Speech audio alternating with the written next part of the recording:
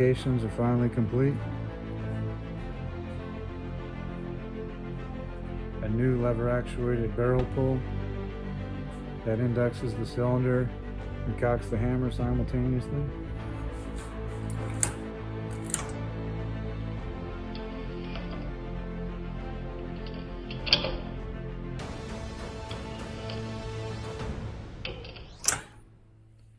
Time to have some fun.